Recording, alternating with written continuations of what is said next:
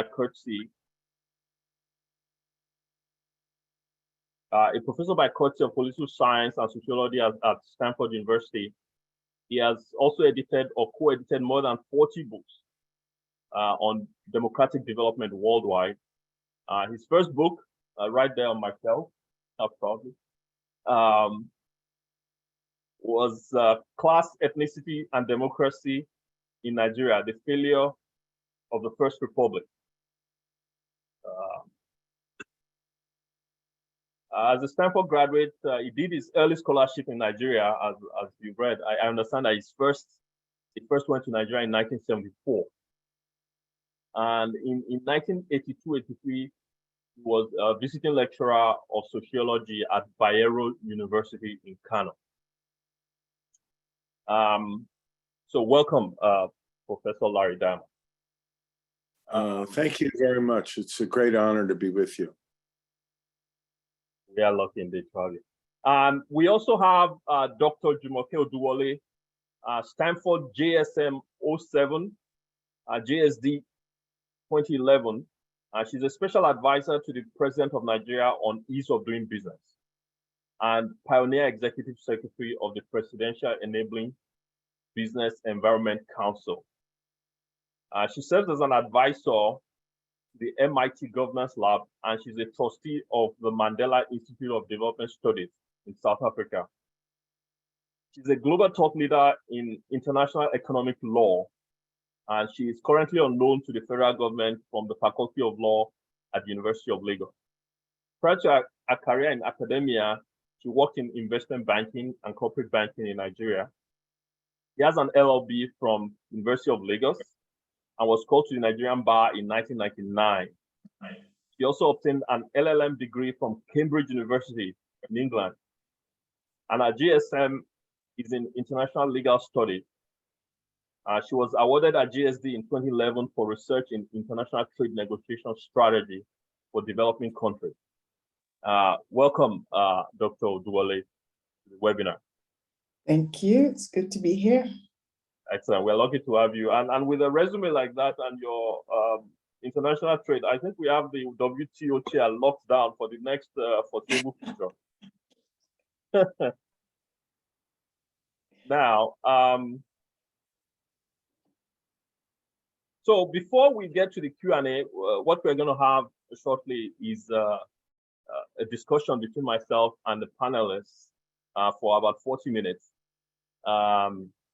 Before the public Q&A opens up. And before we actually get to that, just to set the stage of the seriousness of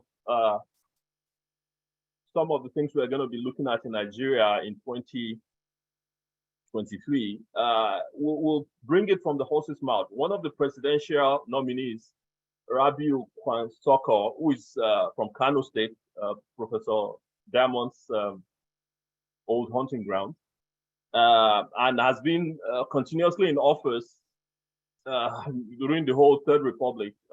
Although probably not one of the leading candidates, he does have a short statement here that sums up the seriousness of the situation. Let's have a listen.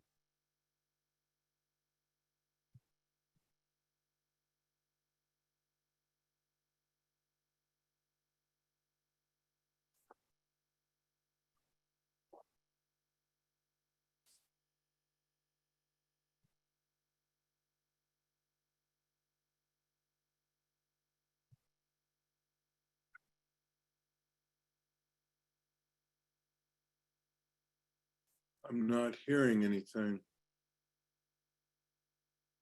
Okay.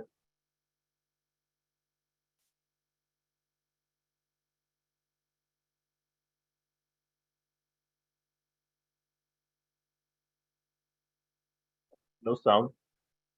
Okay. No sound.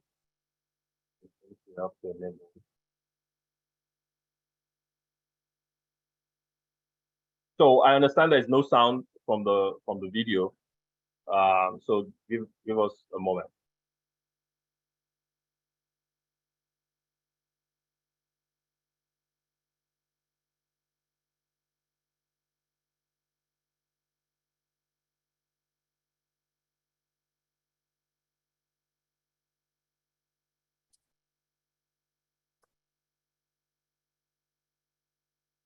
Ade, maybe you could just tell us what the thrust of what he said.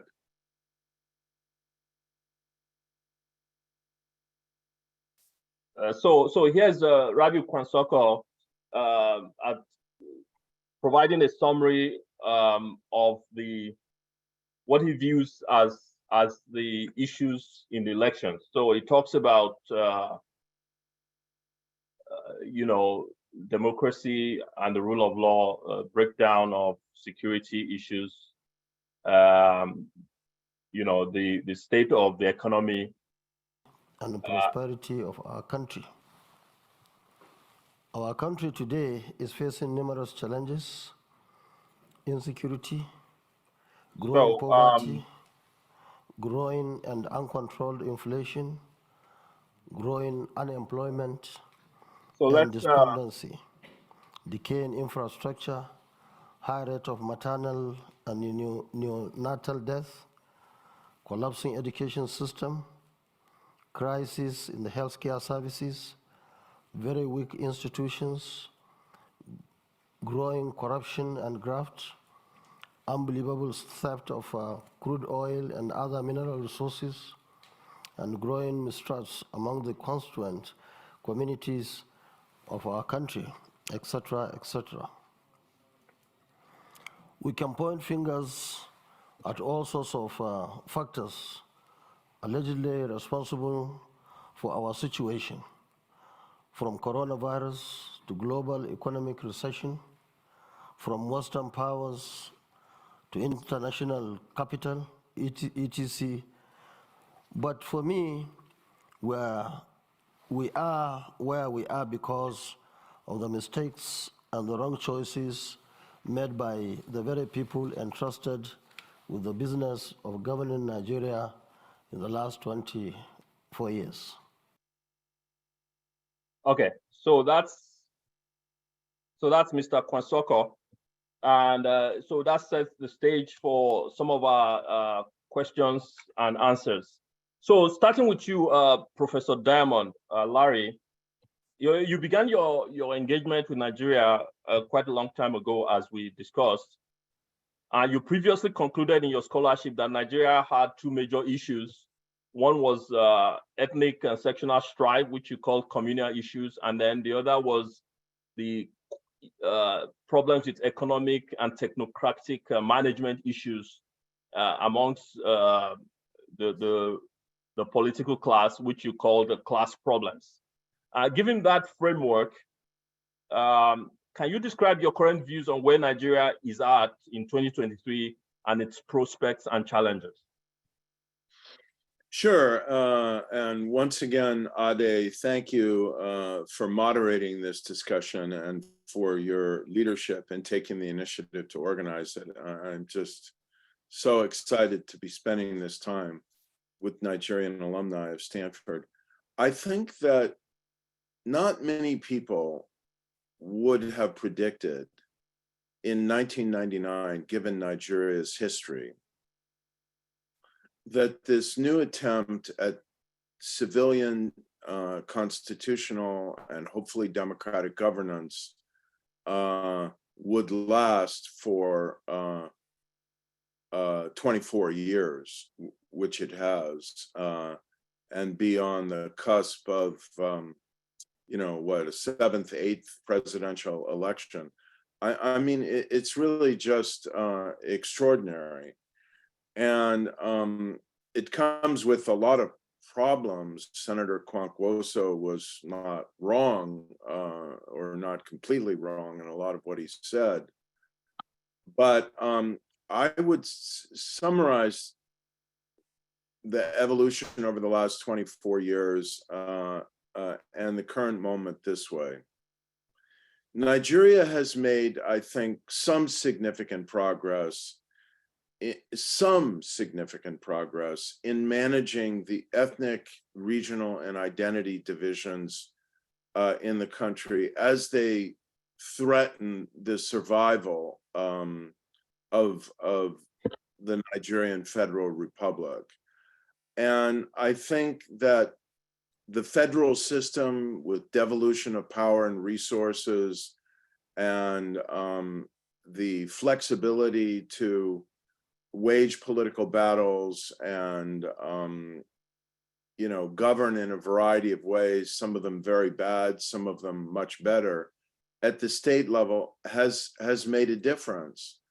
And some of the mechanisms in the Constitution to ensure balance and inclusion, and the informal mechanisms, I mean, it's unusual to have an all-Muslim ticket led by Governor Tinubu, but it is a North-South ticket.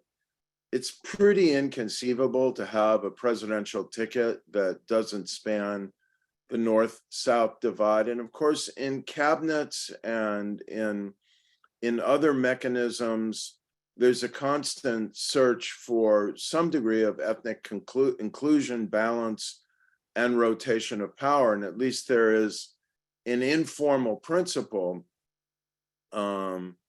awkward to observe and practice because it's not a constitutional requirement, that when you have a president from one section of the country, that the presidency will then rotate to another section of the country. Now that could be tested in this election, and this is not to deny the pressures in the country, the continuing demands for separation or a challenge to national authority. It's undeniable, it's there, it's serious. But I think the more serious problem is the other problem, the problem of corruption, bad governance, and the logic of politics, which is still extraction rather than production. And I don't think Nigeria can move forward unless it can further improve. There have been some modest improvements, the quality of governance, and really over time make pretty dramatic reductions in corruption. There's one candidate who's made that, I think, the centerpiece of his presidential campaign. And of course, others are always speaking to it. Okay. Thank you so much for that. And excellent analysis. Going to you, Jumoke. So we've had a long experience working, you yourself have had a long experience working in the technocratic positions at the presidency and other parts of the government, including with privatizations earlier on, which is something that was ushered in way back in with this Third Republic, and then now at the Office of Ease of Doing Business. What are the current prospects and challenges that you see in 2023 for policy discovery and implementation? Hi, Ade, and hello, everybody. Thank you for the invitation. It's good to be here. So the challenges right now are manifold, but not insurmountable. We have the debt challenge, which is closely linked to the revenue deficit. We have, of course, the insecurity challenge. We have inflation. What is a problem, like all these problems, the unemployment, I see them all as opportunities for the next administration to come in and hit the ground running and address them decisively. Build on what has worked. There's been quite a bit done in the area of infrastructure, both hard and soft. Over 1,000 kilometers of roads and bridges. Rail has been put back in motion for the first time in decades. We have airports that have been refurbished. We also have the vibrant ease of doing business intervention that I'm privileged to lead, which works on regulatory interventions and reforms. So there's that would obviously lead to a more productive economy if it's pursued logically to the end. The first thing that I think is an opportunity for the next administration, whoever wins, is to remove the fuel subsidy immediately. It's an instrument that has outlived its usefulness and is causing a serious challenge to the whole economy because of the bifurcation. Now we have revenues coming in earnings coming in, especially with high oil prices right now with the war in Ukraine, but it's not translating into revenue for the government. So remove that and deploy the funds immediately back into the economy, into infrastructure, work on inflation by focusing on productivity. Small and medium-sized enterprises employ over 80%, about 84% of labor jobs are created by small and medium-sized, small and medium-sized enterprises across the country. So they really need to be supported and enabled. They contribute just under 50% to Nigeria's GDP. So enabling that, we're a trading nation also. So the hard infrastructure, the power problem needs to be fixed. I mean, there are quite a few low-hanging fruit. There's also challenges that are not so simple, but it's clear what needs to be done. So having the courage to decisively rip up some bandage and take some clear steps that will address things by helping the economy, helping more businesses to be able to scale. The policy flip-flops need to stop. A lot more coordination on the fiscal and monetary side.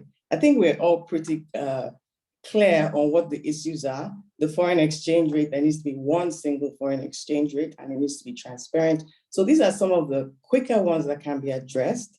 And then the more systemic ones, we build up to them immediately as well. So those are some of the policy interventions that I think a new administration should hit the ground immediately in the first 6 months of office.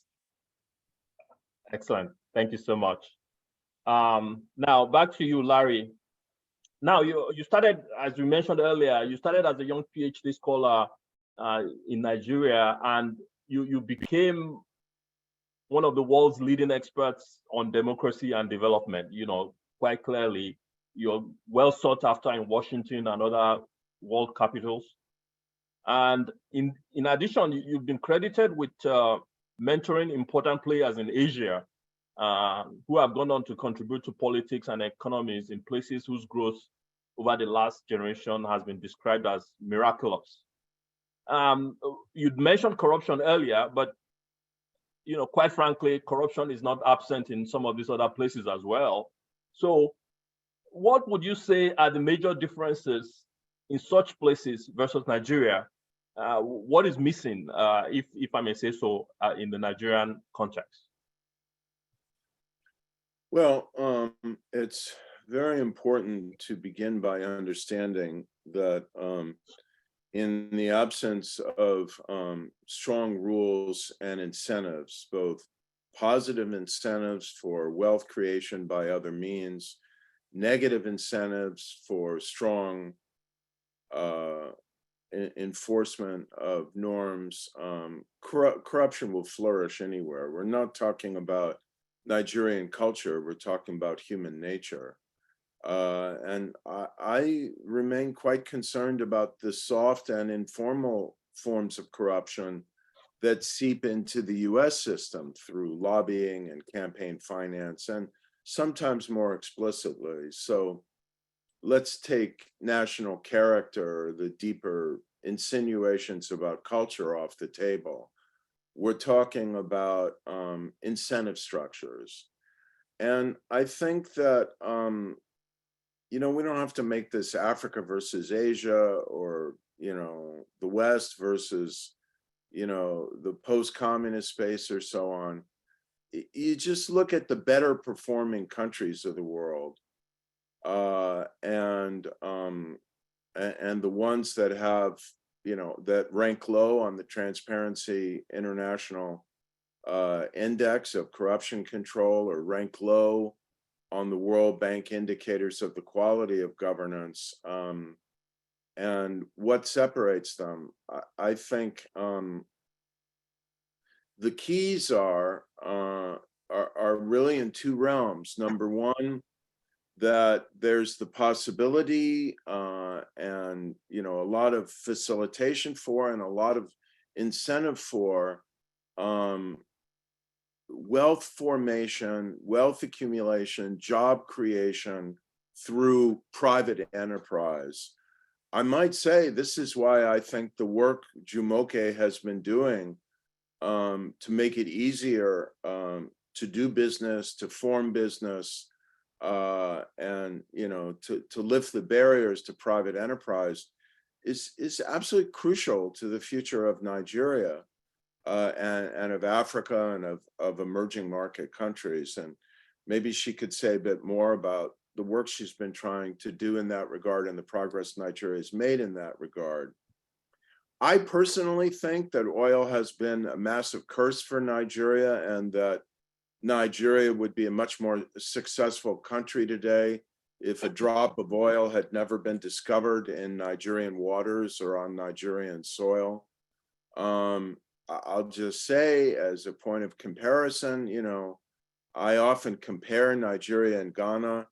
Of course, Ghana has oil now, but for a long time it had very little or much less natural resource wealth. And it's a more economically successful country. It's a more politically successful country now. As a democracy, I think the absence of oil has had something to do with it, frankly. Oil distorts incentive structures, and this is why I wrote an article about 10 years ago suggesting that a lot of oil-rich countries should just distribute the oil revenue directly back to the people. And now we've got the digital banking system to do it, and then tax it back. So there's a relationship of responsibility, accountability, and taxation between the people and their government.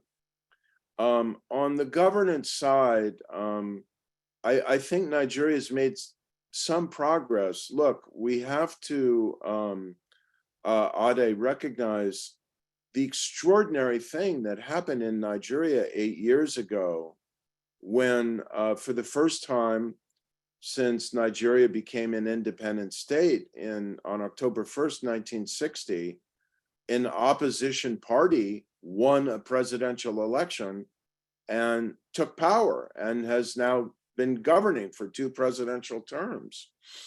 So something happened in the administration and enforcement of elections that I think helped to facilitate that. I think that leadership is important. My former colleague at Bayero University, Kano, in the political science department, Atahiro Jega, I think made important strides in the neutral and fair administration of elections with the Federal Election Commission, and so on and so forth. If we can get another presidential election that's widely recognized as free, fair, credible, where the candidate with the most support won, whoever wins, I think that will be another step forward. But if Nigeria is really going to turn the corner, the kind of work that I think people like Jumoke are doing to try and modernize regulations, modernize laws, modernize administration, and create, facilitate, and incentivize new opportunities for creating wealth and creating jobs outside the state and the private sector, this is really going to be crucial. Okay, thank you. So in that regard, I'll go back to Jumoke. You've been responsible for conceiving and implementing business-focused policy at Aso Rock. As we face another presidential election and an opportunity for recalibrating, what advice would you give to our audience? Going back to Larry's discussion about the importance of the work on the ground, nitty-gritty, for people who are technocratic. What advice would you give to our audience on civic engagement, on the practicalities of developing and actualizing viable policies in the periods before the election, during the transition, and when a new government is in place? That's a great question, Ade, and thank you for asking me that. It's really a great opportunity to speak to this particular issue. I would say that the first thing is, before elections, we have elections in just a few days. If you have a PVC vote, that's the first important thing. And it may sound obvious, but it's actually not. I know quite a few people, elite in particular, who have said to me that they will be traveling out of Nigeria until after the elections because they feel there will be violence, things will happen. And so while the very people who should be in a position to influence and make a change are living in droves, nature abhors a vacuum. So first of all, the responsibility is get a PVC and vote. If you have a PVC, show up and vote. If you live abroad in diaspora and you have a PVC, come home and vote. I don't think it's too much to ask. We come home for weddings, we come home for funerals. This is important. If it's important enough, come home. My daughter's school's in Toronto. She'll be home in 2 weeks. She got her PVC for the first time. She's going to be a first-time voter, and she's really excited. We need to encourage everybody in our sphere of influence to show up and vote. It doesn't really matter who you vote for, but we have a voter turnout of 30 to 33% in our elections. Some elections in Lagos State, some by-elections went as low as 8%. So please show up and vote. If you don't have a PVC, you can't vote. Encourage people who do to come out and vote. When I'm told, oh, I'm traveling, I just respond immediately, we will be here on ground. And when people say there will be violence, I counter it immediately, no, there will not be violence. The INEC is working very hard, and we all have to believe and have the courage to stay and be committed to these elections. So that's the first thing. In transition, what can Nigerians do? Highly educated Nigerians, like we have in our audience today, pay attention, engage, organize in groups, have shared thinking, do problem solving. Very, very, very educated and accomplished bunch of Nigerians and people interested in Nigeria. Contribute is a great time during transition, and there surely will be a fresh transition because there's going to be a handover, like it's not a re-election. So it's really a fresh template. Bring contributions, but not with the arrogance of we have all the answers. Because frankly, a lot of people who are out of the system look at the system and have a bit of a disdain for government.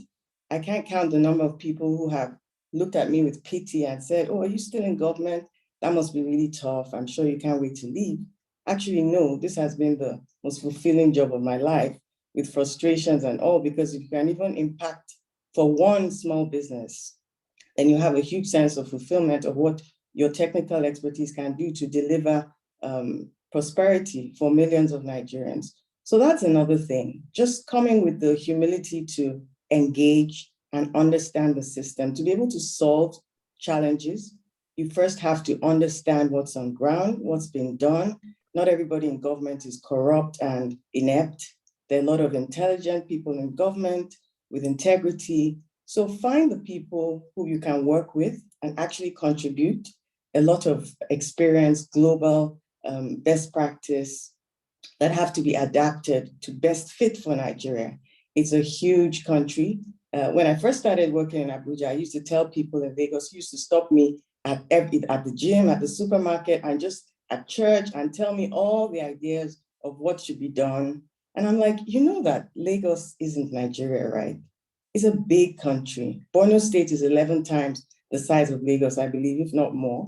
And there's a lot of diversity and complexity. So understanding the challenges and thinking through the wicked problems and getting to pragmatic, practical solutions, that's another thing that you can do in transition, especially in collectives. So for instance, this group can decide in any sector, whether it's the economy, healthcare, education, to come together and approach the transition government and say, we'd like to make this contribution. We'd like to be part of helping you put together your plan. We'd like to help think through this. Pro bono, we're going to give of our time and we want to participate. Now everybody works virtually, so it's not even a matter of coming home. If you don't happen to be in Nigeria, it doesn't stop you from reaching out and making connections and being engaged and knowing people who are in Nigeria and working with them. Now, the third thing you asked me is what people can do with the new government. This is now after the transition. So first thing that people can do is actually come in and do the work. What Larry was alluding to was that the work actually needs to get done. And the most qualified people to do this, some of our brightest and best, our best 11, are on this call, but are not participating for the most part in governance. So I would urge people to put their hands up. If it's 1 year, if it's 2 years, come in and say, I'm going to work in this area. I want to be a technical aide to this minister or this governor or at the presidency. I put up my hand for my job. And I wrote a concept note, a 2-pager, and I asked the vice president to let me come and do this for him.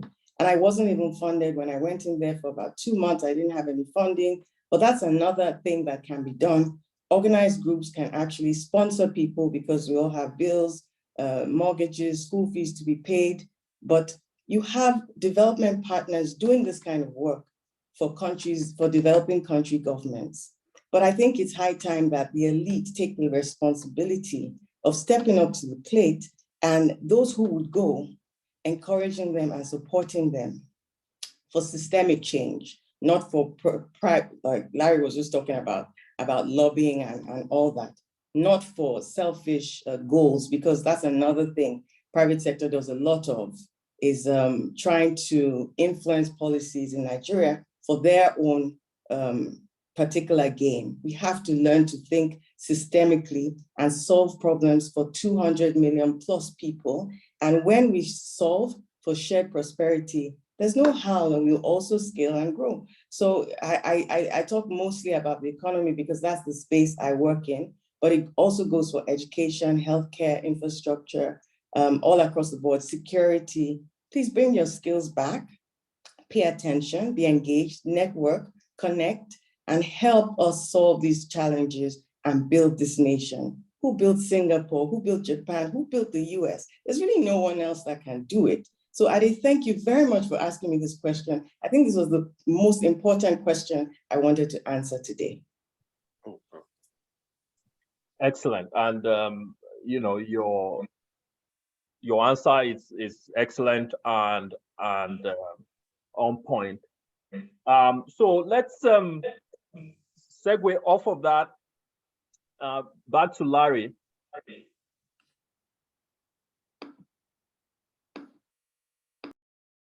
Yes. Hello? Yeah, go ahead. Yeah, okay, good. Larry, you go to Washington a lot. You hear from people in Washington and you converse with them regarding Nigeria or Africa in general. What are you seeing and hearing in Washington? Jumoke mentioned development partners and so forth, and how Nigerians should get involved. In terms of government policies towards the continent or towards Nigeria, and what is your advice to them, people in Washington, the US government and other developed country governments regarding their policies for Africa? Well, the disturbing answer to your question of what I'm hearing is not much. And I think that the US government now, understandably, it perhaps is very focused on the security emergency in Ukraine, which is fighting for its national sovereignty, survival, and democracy. The looming threat of China to sovereignty, freedom, and so on around the world, particularly the PRC threat to Taiwan. But I mean, come on, look what China's doing to undermine democracy and national sovereignty across the African continent and beyond. These Chinese fishing trawlers pull up to the edge of, Nigerian, Ghanaian, Guinean, and other territorial waters in Africa, Latin America, Asia, and elsewhere, and just have these vacuum cleaners that empty the fisheries of these countries, and they could care less about what happens to the people. You've got an African Union building in Addis that was built and, constructed floor to ceiling with listening devices to capture everything that was being said and negotiated. You've got countries across the continent that are being saddled with unsustainable debt. And, so a lot of us who are thinking about Africa now have pivoted to this issue and are trying to raise awareness and encourage African countries not to side with the United States, but to side with themselves and defend their sovereignty and not sign up for any new neo-colonial arrangements with anybody. But too much of U.S. thinking, I mean, me, I'm not shy about criticizing my own country, is now kind of organized around this prism. And we don't have enough of a push now. We don't have enough of an urgent situation now to think creatively and positively about, the really big overarching question.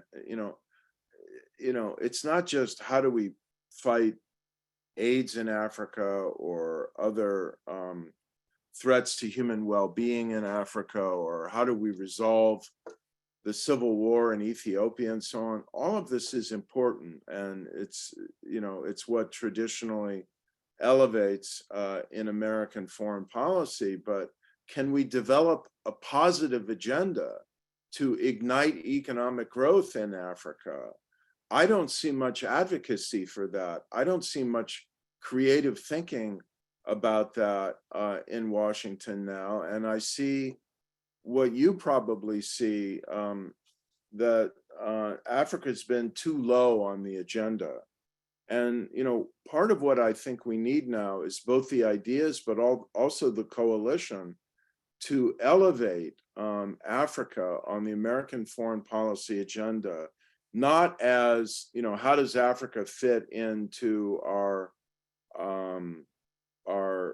I think, valid geopolitical aims of trying to delegitimate and defeat Putin's effort to conquer Ukraine, or, how does it fit in to our effort to keep China from swallowing up all of the resources and political leverage, economic leverage in the world. But how do we empower African states and economies to become engines of economic growth and partners for us? And we need much more creative thinking and much more advocacy in that regard. I'll just provide one opportunity. I think that the African Growth and Opportunity Act, AGOA, has had some impact. Again, it's about, incentives and opportunities to, get some manufacturing going in Africa and create jobs with more value added.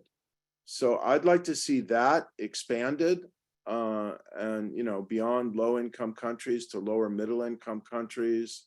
But who's advocating for that now? I'm not sure I see, any organized advocacy or parallel advocacy in other realms. It can't just all be, how do we increase development assistance, or, how do we increase security cooperation?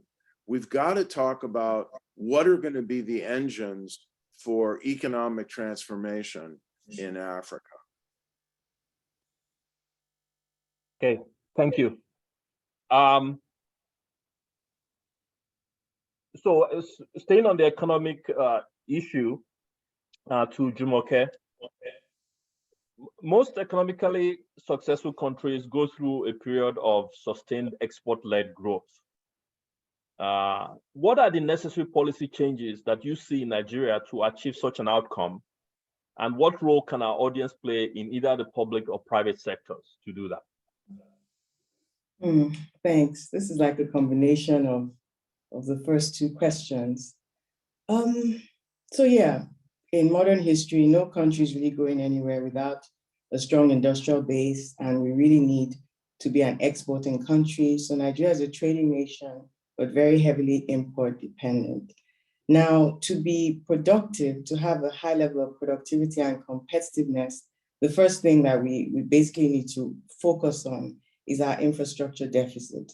So that's why this administration has spent a lot of attention on roads, rail, broadband, trying to give those enablers, and of course the business climate reforms, the regulatory and bureaucratic interventions that are needed to make sure that businesses can thrive. Now, if you look at Nigeria's, can you hear me? Hello? Yes, we can hear you. Okay, good. So if you look at Nigeria's 2022 GDP statistics, you'll see that we all know that Nigeria's economy is heavily dependent for foreign exchange on the oil sector. And the oil sector has actually been retracting 20.7% last year, first 3 quarters. And you have the biggest contributors to the GDP, agriculture, manufacturing, trade, agriculture growing at like 1.8%, manufacturing negative, I think 4.7%, no, 5.7, almost 6%. And you have, those are the areas where jobs are created. That's where you get the inclusive growth. So right now, we have a situation where the economy, the areas in the economy that are growing double digits, you have mining and quarrying growing at about 28%.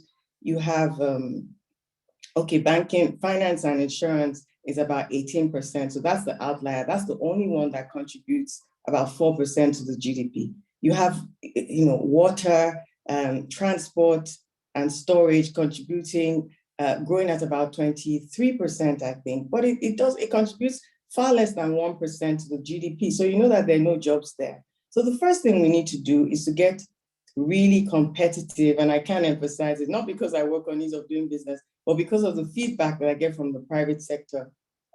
Our ports reforms need to get done. Our single window has been dragging for quite a while. That's one of the pain points for us as a team at the PEBEC Secretariat. And if we can't get those productivity, the power reforms, the roads, the rail, the trade facilitation, implementation policies, if we can't enable exports, we can't take advantage of the AfCFTA, the African Continental Free Trade Area, we won't be able to be export-led and we'll continue to import, which means we won't have jobs, small businesses wouldn't scale, and we'll continue to have this inflation because there's not enough dollar. So it's like a vicious cycle. So that's why when I was talking about the priorities for the new administration will be things like trade facilitation, tax administration, layering of technology for transparency. Larry wanted me to speak a bit more about my work. We basically focus on people issues, processes, and to a lesser extent, infrastructure, but just layering technology to make sure that there's transparency, reducing the cost and the time it takes to do business in Nigeria. And so we've used prior the World Bank Doing Business indicators as a template, and we moved up about 39 places in 3 years, and we were twice a top 10 global reformer. These are the systemic interventions that MSMEs have said to us where the shoe is pinching. So it's very empirically driven, and it's all measurable. We have a ton of reports on our website and how that work has progressed. But how can you support inclusive growth in Nigeria? Paying attention to those areas, whether it's through PPPs, whether it's with your networks, when people are asking you about Nigerian economy and your colleagues out there want to invest, having the correct information, being able to direct them on who and where they need to go to be able to do credible and serious business in Nigeria, and making sure that we're prioritizing those industries, those sectors, those areas that will create the jobs. This is what is going to make our insecurity situation turn around. The insecurity is basically driven by unemployment, and unemployment is driven by the fact that MSMEs are actually being negated by not having an enabled environment in which to thrive. So again, I gave the statistics about jobs. Over 84% of jobs created by MSMEs and just under 50% of the GDP. So it's a demographic really worth focusing on. I would just urge people on the call to get informed, look at the breakdown of Nigeria's economy. Nigeria grew about 3% last year, 3.1%. I think it finally landed in the end. And is projected to grow about 2.9% this year. But that can actually be a lot higher by just some basic policy coordination and some regulatory interventions that would enable MSMEs to thrive. The economy, funny enough, is quite diversified, but it's dependent for foreign exchange on the oil sector. So we need more exports. So yes, Ade, to your question, we really do need more exports, but to get exports, you need a lot more productivity and competitiveness. So the structural architecture of the economy needs to be addressed rapidly and coordinated to give a powerful thrust for that demographic to be able to deliver prosperity for all. Okay, thank you so much for that. So we're now about 40 minutes left in the program. We thought we were going to have opportunity to show some additional videos. We may still, but because we're running a bit behind, I'd like to go straight to the audience Q&A right now. And depending on how that goes, we may select one or two videos here from, so these short videos we have from various presidential aspirants. So all the major ones are represented, and we may or may not have time to show them. So let's check with the co-hosts if we have any questions at this time. Hi, everyone. We do have a few questions. I'm going to take the first one from Thomas. Regarding ease of doing business, the perception narrative of corruption and difficulty of doing business in Nigeria appears to deter many from even making the effort to invest in Nigeria. Is there a concerted governmental effort to counter this narrative and portraying openness and transparency, I'm going to assume? Maybe showing some success examples and well-publicized policies and practices. I occasionally see ads from Dubai, Singapore, etc., inviting investments, but yet to see any from Nigeria. Admittedly, I may be looking at a different set of media outlets and as such missed from Nigeria. And on that same note, if you also want to touch on another question we received, which was that in the US, we have concerns about gerrymandering and the lack of multi-winner proportional representation ballot contests. Are these concerns in Nigeria? Have there been any discussions about electoral reform in Nigeria, perhaps to counter the corruption problems? So both questions really about counteracting corruption and making sure there's transparency. Okay, I'll start with the last one. So we have a new electoral act, and we have now, it's a technology-driven process. And so you have to use your biodata, you have to have a verification. So the processes are really in place. Like Larry said, Professor Jega started the electoral reforms, and Professor Yakub has been doing quite an excellent job. We also have vibrant civil society that have been pushing the drive, the information that Nigerian citizens we need to know, and to make sure that the corruption is reduced, the vote buying and the vote sort of selling also, by making populations and peoples more aware on the importance of casting their vote properly. But when there's poverty, it's kind of a tough discussion, and most of our voters are in rural areas, but it's an area That was one of the reasons given for the redesign of the Naira. And we all know how that's going right now. So that's really on the hot potato on the lap of the Central Bank of Nigeria, but A for intentions. So it's ongoing. I wouldn't sugarcoat and say, oh, it's perfect, but the Electoral Act properly implemented will significantly move Nigeria's electoral processes in the right direction. It's going to be tested. This is one of the, well, there have been smaller elections, but this is going to be the major presidential election, general election. And so we're really looking forward to that as well. There are quite a few international observers also paying attention, and the advocacy has been very strong. With the ease of doing business, we prioritized transparency. So there are two main problems that businesses encounter when engaging with the government. And the first one is bureaucracy, and the second one is corruption. So the first executive order of the administration, Executive Order 001, deals with transparency and efficiency of public service delivery. And it's also online if you want to check it out. It focuses on efficiency to tackle the bureaucracy and transparency to tackle the corruption.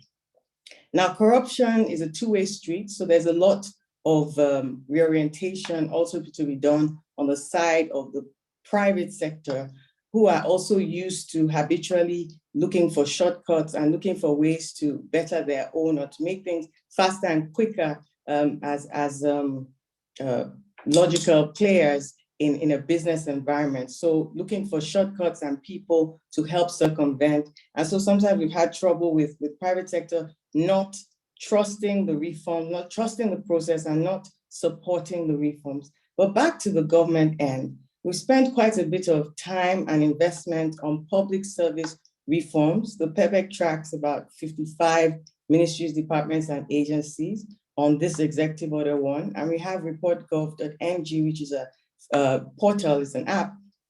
A private sector can also make complaints or give feedback.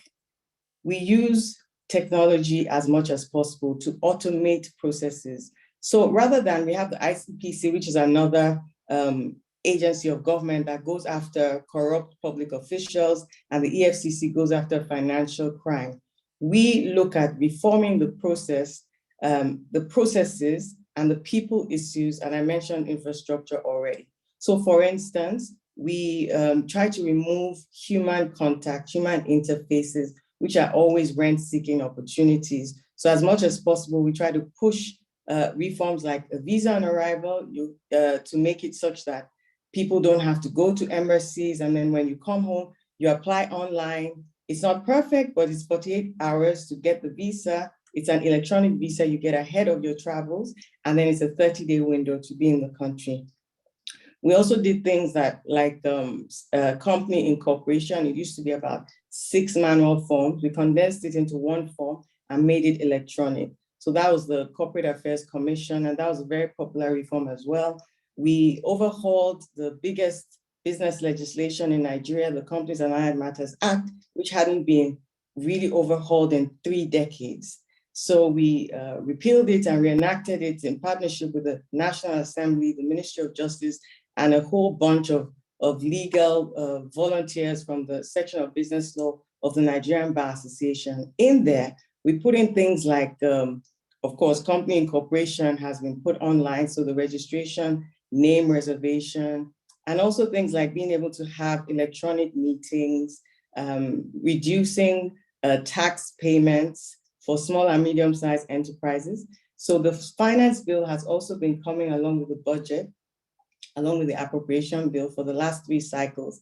And in there, we've also had some business climate reforms plugged in. But one of the paying taxes reforms that we've had is the filing and paying of your taxes electronically. These are things that were completely manual. And every time an MSME has to go into an office or engage with a public official, there's that possibility that there might be extortion or there might be offering of a bribe, because it's also 2 ways. We've also seen that. We've seen private sector incentivizing public servants by asking them to push certain proposals for them, almost making it a JV, things that were not in the budget, that were not in the plan of a ministry, then you have a private sector person kind of reaching out, can we partner with government and do this without a transparent procurement process? So there's a lot of work that needs to be done. Technology is the key because that tightens things up. I talked about the single windows, the national trading portal. We really need to get that done because there's such a huge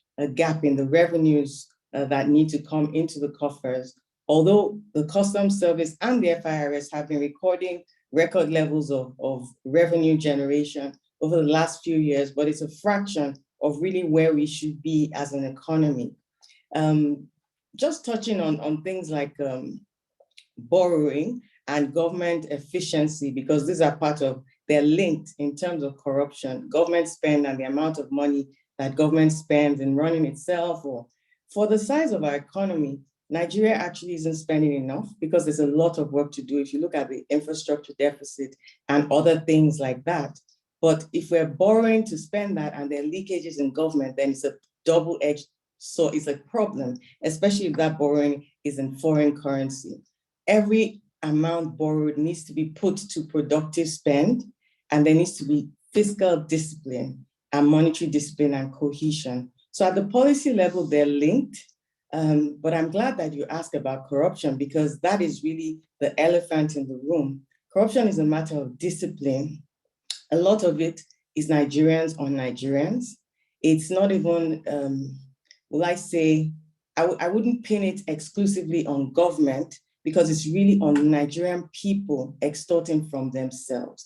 And what I tell public and civil servants when I speak with them is that if, for instance, the port health official takes $200 off a potential investor that lands in Nigeria after a 14-hour flight and is really, really nasty, that potential investor may go to Accra or Kigali and have a warmer welcome, smaller, less complexity, easier place to sort of maneuver around, and may take their factory to another country, put that investment in there, create jobs in there, but the produce are still targeted at the Nigerian market because that's where the numbers are.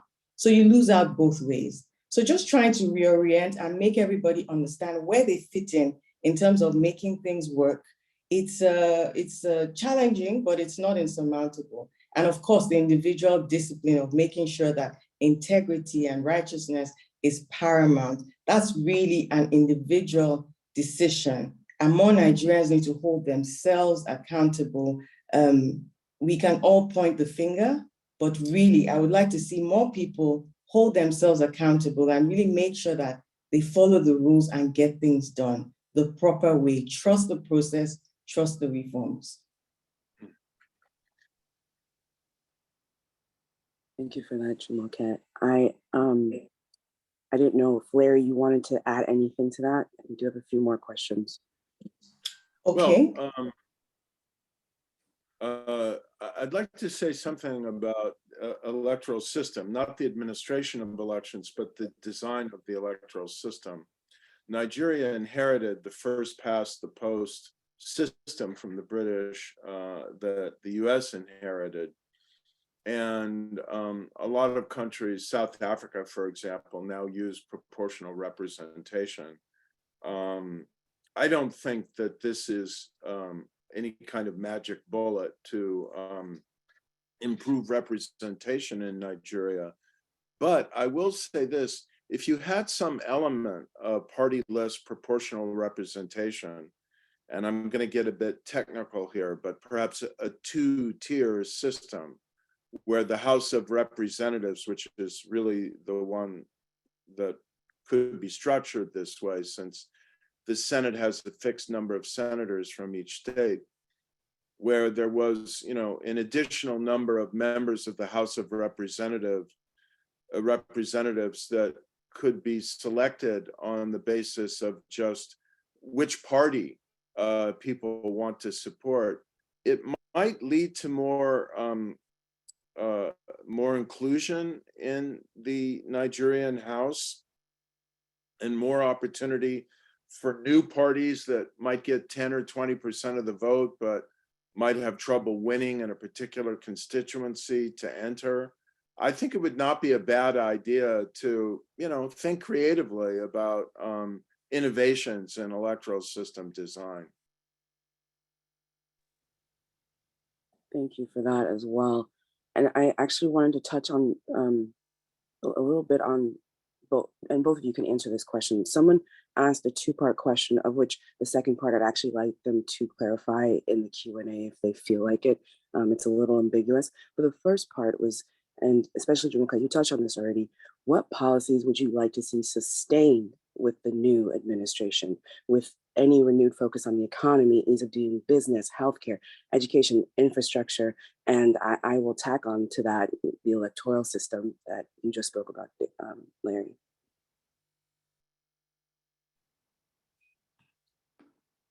Larry, you want to go first? Well, no, it's your country. I think you should go first. Okay. So I think that sustainability is key. After the first 4 years of working on ease of doing business, I actually thought about rotating off government, going to do something else. And my boss said, who's going to do your work? So being a key man risk is a problem if you don't plan for sustainability. And it was the question I got asked the most in 2018 into 2019. How will this continue? So we gave a lot of thought to that in the second term from 2019 to now 2023. And for sustainability, it was important to make sure that it wasn't just people coming from the private sector to work on government. It's a transformation office. We now have a high amount of civil servants within the team working hand in hand to institutionalize the reforms. We also work quite closely with the head of civil service of the Federation. Now, we realized very quickly at the PEBEC that businesses are domiciled in the states. So federal government has influence in terms of policies, but the states also, and because we're a federation, there are things that like land reforms are completely through the Land Use Act in the purview of the state governments. So we partnered with the National Economic Council, the NEC, to collaborate on cascading the ease of doing business intervention down to the state level. So all states of the Federation and the Federal Capital Territory have like a replica, an ease of doing business council chaired by either the governor or the deputy governor or one of the heads of service or secretaries of government, one of the commissioners, and with a reform champion that's sort of a liaison between the federal government and the state government, and making sure that the issues that MSME, so I should say that we do a lot of stakeholder engagement. We've gone on tour around the country numerous times. The last one was called the Literation Tour, really lit, targeted at younger Nigerians. So it had a really nice vibe about it. And all the governors that hosted the event in each region basically had to put aside their prepared speech because they were engaging directly with young Nigerians. We have about 6 priority sectors that we focus on because there's a disproportionately high representation of young Nigerians in those sectors like tech, creative sector, light manufacturing, agribusiness, decentralized power, and transport and logistics. So that level of engagement, very honest and very candid about where the challenges are, whether it's paying taxes, whether it's just being multiplicity of all sorts of regulatory and legislative bureaucracy coming all around them. We need to see the intervention take the roots. So what we did at our end, we focused in the last 12 to 18 months on finishing 2 things before the end of the administration. The first thing was our omnibus bill. It's a business facilitation bill, as we call it. It's an omnibus bill, which is a tool with which you can reform very quickly you can amend a number of legislations. So based on working again with the private sector, Nigerian Economic Summit Group and the Senate and the Nigerian Bar Association section of business law and Ministry of Justice, so stakeholders, we have quite a convening power and coordinating role. We came up with this legislation that amends 22 acts And it's been passed by the National Assembly, and it's before the president's desk for assent, which we want to get done before elections. So what that does is it deepens, it also codifies the Executive Order 1 that I spoke about earlier. So it gives a legal framework to some of the reforms that we've implemented. Then we partnered with the World Bank to co-design a program, Performance for Results, which is the first at this scale in the world that the World Bank is doing for business climate reforms all across the country, where state governments deliver some reforms and then they get a soft loan after those reforms have been validated. So there's $750 million on the table for the next 3 years for state governments to do particular reforms that we have co-designed, and then it gets verified, and then they get the soft loan back. So these are things that are making the reforms sustainable. We really need to make sure that the speed with which infrastructure is being developed is exponentially increased. So we need a lot of PPPs. We need to encourage foreign investment. But before foreign investment come back to Nigeria, we need to get our FX right. We need to get our repatriation right. We need to make sure that there's a lot more transparency in the system. Things work, a lot more technology-enabled processes and less bureaucratic bottlenecks. There need to be timelines for things and they need to get done. So those are the kind of things we'd also like to see continue sustainably. I keep speaking specifically about the economy because that's where I work, but certainly in human capital space, there's a lot of work that needs to be done. These are the primary areas. So apart from enabling the economy to thrive, government also needs to pay a lot of attention to education. I can't forget my constituency. I'm a university lecturer, and we had strikes for months last year. I had a ward, and I also experienced that when I was in university doing my first degree. So we need to get our university ecosystem right and the funding of that right. We need to pay attention to our healthcare and invest a lot more money in that. And of course, the elephant in the room, security, we don't really address that. And you address the security challenges primarily by making sure that there's prosperity, there's education. And so I think I'll stop here so you can get in more questions. Thank you so much. Anita, please proceed with the next question. Great, thank you so much. My name is Anita Ekin, and I'm proud to be part of this conversation today with these esteemed panelists. The next question. Thank you for your contribution to the country. Would any of your current colleagues consider political office, and what character traits would be key for them as governorship or senatorial candidates in 2027 or beyond? That's one. Okay. And the other question was simply, what are the positions of leading candidates on addressing corruption in government? And do voters believe that the election of any of these leading candidates will actually lead to a reduction in corruption? Well, I can't really speak for the candidates here. So that's that. But in terms of sorry, what was the first one again?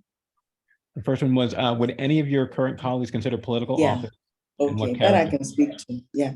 So, and being a technocrat for the last 7 years, there's been like, I've learned a lot in the last 7 years. And coming in, I just came to work. Like the first year, I was just like in the villa, just working, writing speeches, doing research, supporting the vice president. And then I quickly realized that I needed to know what was happening in Abuja, know people. So I started meeting more public and civil servants. And then as the intervention grew, the state intervention started traveling around the country. So I've seen myself grow in terms of my political thinking. So the first administration, or the first term of the administration up to 2018, I was just completely a technocrat. At election time, I went for a couple of rallies just to support my boss, and I wasn't a member of any political party. And then as the second term came through, and you see some of the appointments also going to political actors, not necessarily to technical people. And then maybe, if we're lucky, they have good technical advisors. I realized that as a technocrat, you're really just there at the behest of the politician. And if I'm sacked today, I'm not going back to work tomorrow, no matter what work how good the work is or whatever. And then I decided to get involved. So I joined a political party, and then I was asked to be on the board of trustees for the professionals forum of that political party, which I'm quite active in, just making sure that more professionals realize that if you have political influence as well as your technical expertise, then you can actually ask for a seat at the table and get it and be able to deliver, because the ultimate goal is impact, rather than just being somebody who has maybe a position, but not enough influence and power. I've also seen the benefits of having a good network and being able to do my work because of people I've met and friendships I've made all across the country. So very important. Now, that took us, me and a few friends, just thinking about politics for me personally is not off the table.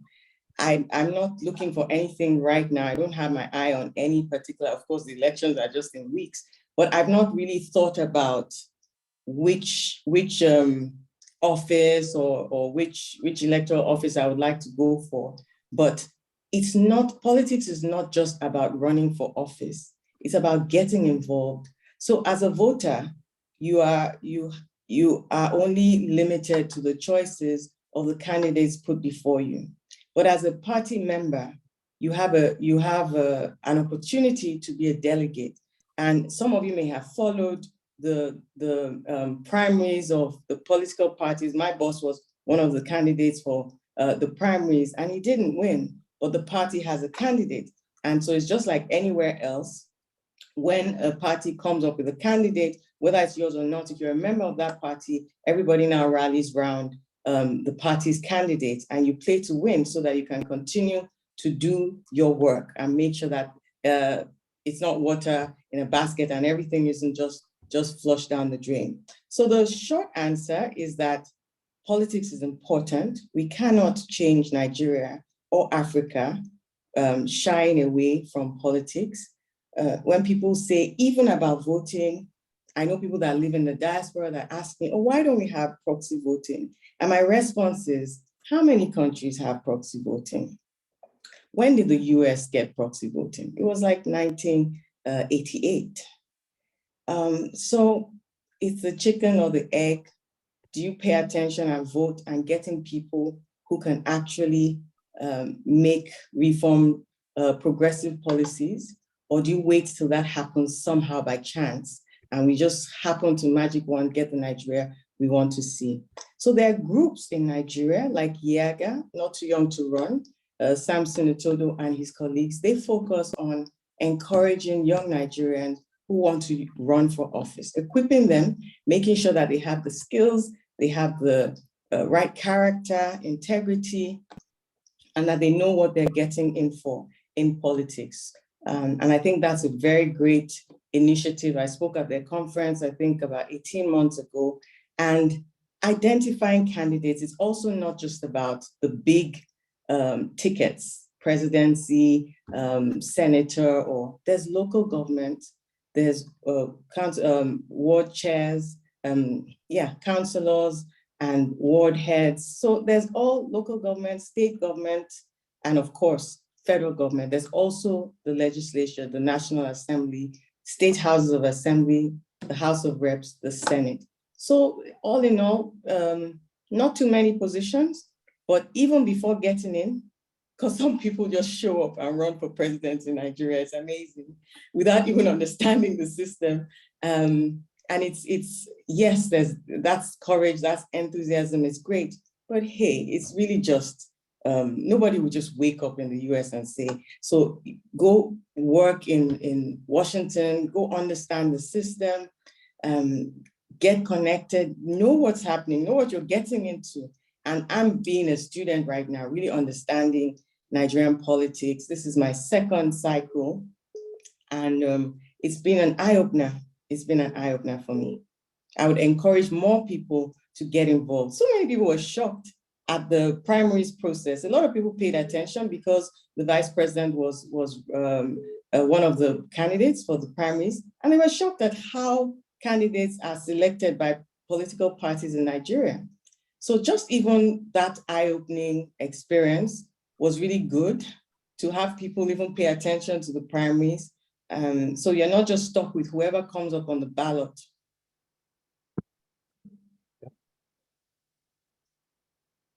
That I certainly agree with all of that and heartily endorse the importance of people with principled and technocratic experience and skill just rolling up their sleeves and entering the political arena as appointed officers or eventually as candidates.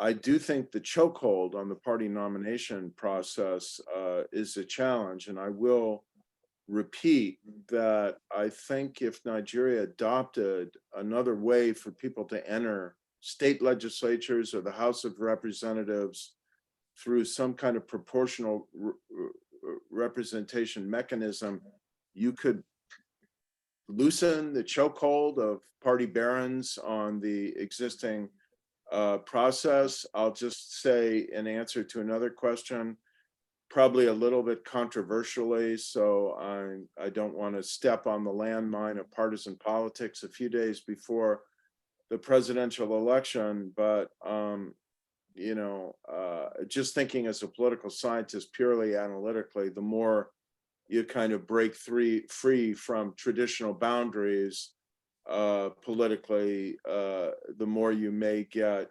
innovation and outside the box thinking and initiatives in tackling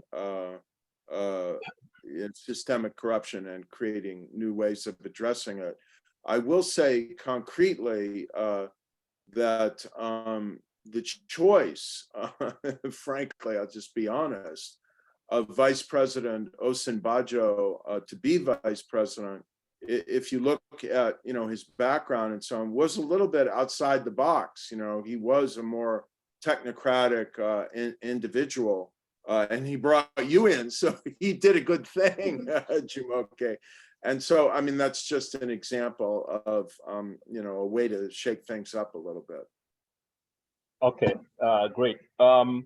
So let's, we're running short on time, but some of the questions have concerned the elections and the practicalities of elections. So let's take just one of our many videos from the current, the chair of the INEC, his answer to a question about election participation. Have a listen.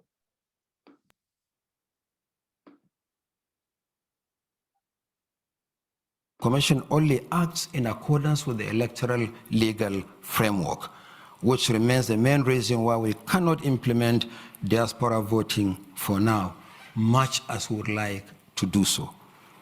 Both the 1999 Constitution and the 2022 Electoral Act provide that voters can only be registered and vote within the country. For instance, Section 77, subsection 2 of the Constitution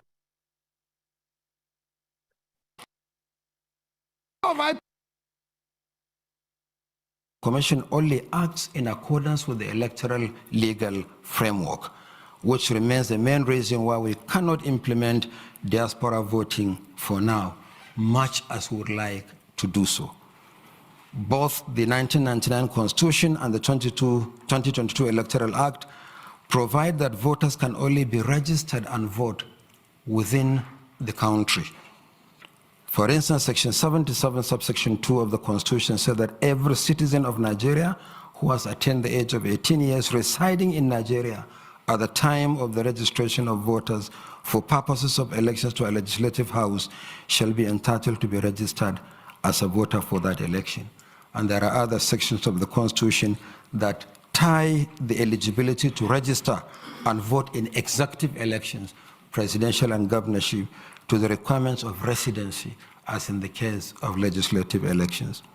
The Commission hopes that these legal obstacles will be cleared at some point to enable Nigerians in the diaspora to vote. We have actually completed the policy as far as the Commission is concerned, and we identified two categories of Nigerians living outside the country. We have the Yes, so that's the situation with diaspora voting. I think those in the diaspora already voted with their feet, so they may need to now vote with some parts of their clothing for now, before they get the actual vote in place at some part of the future. So do we have more questions from the co-host? Yes, we do. One question, are there ways to work with the Nigerian embassies in the US to better connect African-American and US dollars to invest? We also have sister city relationships.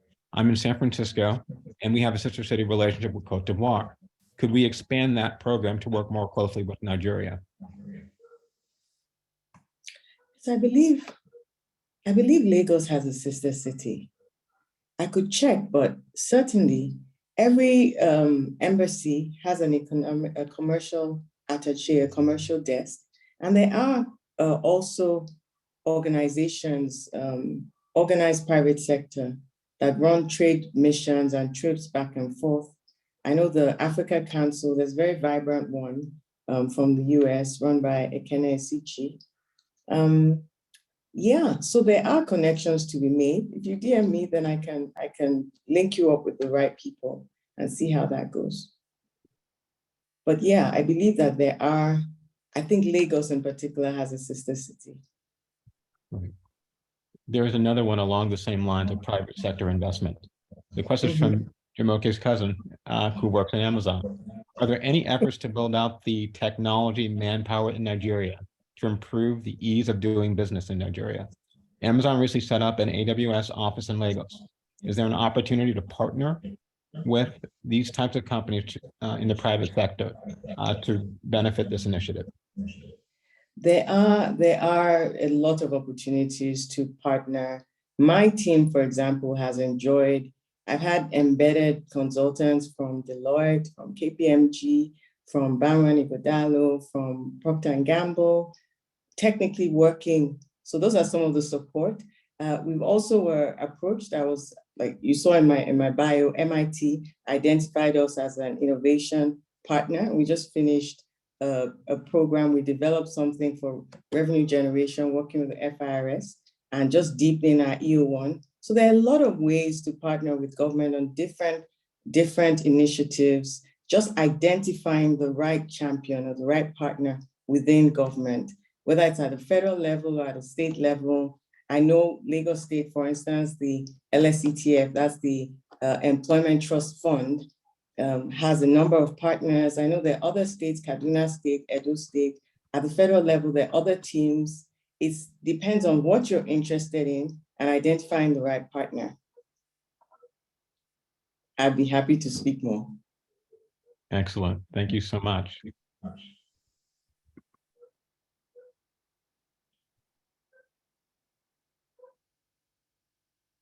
Another question that just came in. How will people, especially the three main parties in Nigeria, react to the results announced by INEC? Will there be violence? How can we reduce any such reactions and maintain peace in Nigeria? This is for both panelists. I think that there's a lot of fear, and Nigerian politics does get really heated up every election cycle. And that's where the responsibility comes in. First of all, the candidates, and I believe all the candidates are committed to violence-free elections, both at the presidential and the state level. The parties are committed to violence-free elections. I always like to remind people that when we talk about violence in elections, these are usually young Nigerians, and they're usually the children of the poorest and most vulnerable in our society. So we also have to make sure that they're not used as political pawns, regardless of the political party. This is elevating the whole discourse and conversation, which is why it's saddening when the elite decide to sort of just take an extended holiday or stay at home on the couch. How do we fix Nigeria without showing up and voting and making sure that, sentiments aside, who has the best chance of delivering all the reforms that we've talked about, continuing things, deepening things, like hit the ground running, and make sure that we just get this this job going and this nation building initiative. I think we talk a lot as Nigerians. We really massage the problem over and over, but we really need to take concrete steps to deliver the democracy of our dreams, to deliver the country that we want to see. Ade talked about some Nigerians voting with their feet. Ade, what do you think is the percentage of people who have been able to emigrate, either legally or through the routes, like through North Africa, out of Nigeria? We're talking about over 200 million people. How many of them have the opportunity to leave? So we need to solve this thing systemically for not just people who look and sound like us or are educated like us, for the people in Adamawa, in Yobe, in Bayelsa, in Kogi, wherever, whatever, they are Nigerians. And we all have the same rights, but some of us have had the privileges and the opportunities of good education and exposure. How do we bring that to bear in nation building? We keep talking and then we wonder why everything remains the same. We need the character, surely the competence, but the capability to understand the system and maneuver how to engage in shared thinking and solve these complex problems, and the courage to actually step up to the plate and do. That's what I want to end with today, and do. Not just for investments and making money, but for solving for a country that we're connected to, whether we live there or not. 200 million people.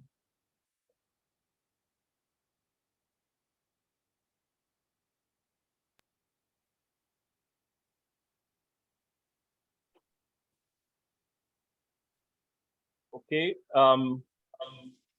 Thank you very much, Jumoke, for that appropriate, passionate ending, a call to arms. And our listeners presently and our future listeners, many of whom will be reviewing this on video, we surely have a great reference point. We're still early in the year, something to power us through 2023. And we do all hope, and as we can see, doing a little bit for the upcoming election. We hope, pray that is violence-free, free and fair, and that we are rewarded at the end with government that will help us move forward into the future. Thank you again, Larry Diamond, for your time and your scholarship, your wisdom. And it's now, we're running a little bit late and we're about to end the program. But before we do, I believe I am sharing my screen, and I wanted to alert our members and audience to our next opportunity to meet. Hello? Okay, so I am sharing my screen, correct? Yes, you are. Okay, excellent. So save the date on May 6, 2023, day of service. For those who are not Stanford alumni, Stanford Beyond the Farm is a day of service. We're going to be at Ireti Primary School in Ikoyi. And all Stanford alumni in Nigeria, please save the date, or at least in Lagos. And it's going to be a fun day. It's going to be a day of service. And it's looking forward to seeing everyone there. So that's our upcoming event. And so at this time, I would adjourn the meeting and thank everybody who contributed, our panelists, most especially our volunteers, our marketing partners at the Stanford Alumni Association and Nigeria Nostalgia Project, and all those alumni on WhatsApp and Facebook and various places who did their best to spread the word. Thank you all. Look forward to seeing you again. Thank you. Wonderful to be with you. Thank you. And good Thanks, luck. Larry. Thank you, everybody. Thank you. Yeah. Bye-bye. Bye. Bye. Let's meet in person sometime.